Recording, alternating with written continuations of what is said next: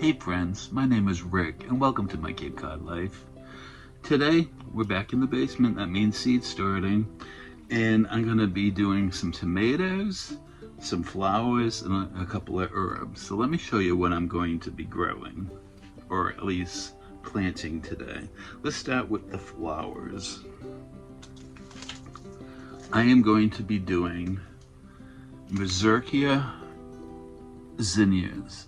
I love these. I have another zinnia here, the green envy, or just envy.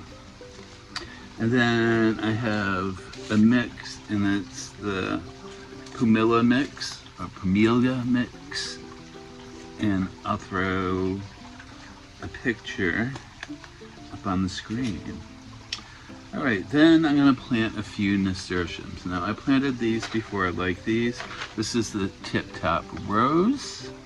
And then I'm gonna try for the first time. These are Tip Top Pink Blush. All right. Then I'm gonna do some Cosmos. This one is called Pinky. Can't remember where I got those seeds. Then here's a mixed color. It's called the Sensation Mixed Colors. And then we also have the Gazebo Mix. Alrighty. I am gonna do Resina Calendula. Now I have a few calendula already started. That was the Pacific Beauty Mix. I am going to be doing this Cracker Jack mixed of marigolds, and then I'm going to be doing Jaguar marigolds. And then for the herbs, I am planting another round of dill. This is bouquet dill. And I am doing long-standing cilantro. Okay, so that's the flowers and the herbs. Now let's talk about the tomato varieties I am planting. The first one I have is 10 Fingers of Naples. So that is a paste tomato. These. Oh, German Johnson. A solid beefsteak sort of tomato. I have enough seeds of this one, I bet her. I might have another package.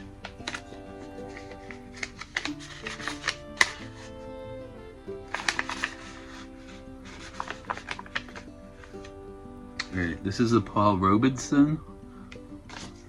I love that tomato, that's why I'm panicking a little. Then I'm going to do the Old German. So that's like a streaky yellow tomato. Love those. Then I'm doing the New Yorker. That's just kind of a smallish slicer tomato, I think. And that's a determinant. Although I think it gives you a couple of flushes. Then I'm doing Thornburn's Terracotta. It's a beautiful tomato. I grew those last year. Very tasty. What do we have? I'm going to do two kinds of Brandywine. I'm going to do the Brandywine Pink, which I think is a classic in my mind, and then just the old-fashioned red Brandywine. Brandywine's one of my other favorite tomatoes. I have a lot of favorite tomatoes, but Brandywine's is probably one of the first heirlooms that I fell in love with. And what do we have next? Berkeley Tie-Dye Green. Isn't that pretty? Can't wait to have those. I've grown those before. They're very good. There's other ones. There's a Berkeley Tie-Dye Red and a Berkeley Tie-Dye Pink. I grew these last year and I kind of fell in love with them. This is the Vintage Wine. So it's a red tomato with streaks. And then finally, I am going to do the Ukrainian Purple. Now, I'm told this is more, even though it looks like your plum tomato, I think it's more of a slicer than like a sauce tomato. All right, so I'm gonna make my tags and get these planted and maybe pop in a podcast, and then I'll be back and show you what I've done. So I got everything planted out, and I'll show you that in a second. I just wanted to let you know that I ran out of Paul Robeson tomatoes, and I could plant 3 cells, each with 1 seed, so I'm hoping it's good germination. So I went into my seed box and I pulled out another variety, and that is the mortgage lifter. A couple of years ago I had a monster plant mortgage lifter. It's always done pretty well for me, so I planted 3 of those in the other half of that 6-pack. Alright, so I'm gonna show you my plants and we'll check out the seedlings out on the rack over there. So hold on. Alright, so this is my tray of tomatoes, and here are the flowers that I planted. The dill and the cilantro I put in with my other ones that aren't on the heat mat, so these are both on heat mats. I misted them. I hit them with the mister, added some water in the bottom of the tray. Let's look at the other seedlings really quickly. This is from my green stock. Unfortunately, my spinach is going to seed, so I have to restart the spinach. Everything else is looking good. I only got one on the tango lettuce, except it's not tango. I don't know what the hell it is. Alright. My shallots, more lettuces. These are more for like head lettuces. And actually, that spinach looks like it's starting to go to seed back there. See it right back there? Yep, it's going to seed. Some bok choys and whatnot. Alrighty. I need to cut these onions down. What was that? Oh, that's my new dill I just put. This is my salad burnout, you see. Oh, maybe you don't see, but got a little crispy there. One day I should have watered and I didn't. So I have Walla Walla onions. I have bunching onions. I have some flowers over here.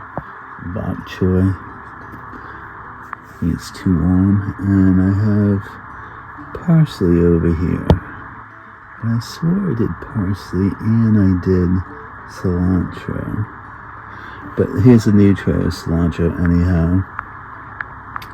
This is calendula, and that flower is Love Lies Bleeding. I have to thin those out. I have dill back here. I have micro tomatoes and some eggplant on this tray. They're all looking lovely. And these are my peppers over here. These need to be up potted. I'll try to get that done this week. I have it, my friends. I got my tomatoes done. I got a nice tray of flowers started and a few herbs. I love this time of the year, getting ready for the garden. The soil is definitely becoming more workable. It's thawed out finally. It's been thawed out for a while. So I gotta go start cleaning the garden because on St. Patrick's Day, I'm hoping to sow some peas and a few of these plants that I have behind me. My green stalk will get planted in, and then I have lettuce to plant and whatnot. So, thank you for joining me today. If you're new here, I welcome you. I hope you like and subscribe. My friends who've been here before, I appreciate you so much. And as always, my Cape Cod life.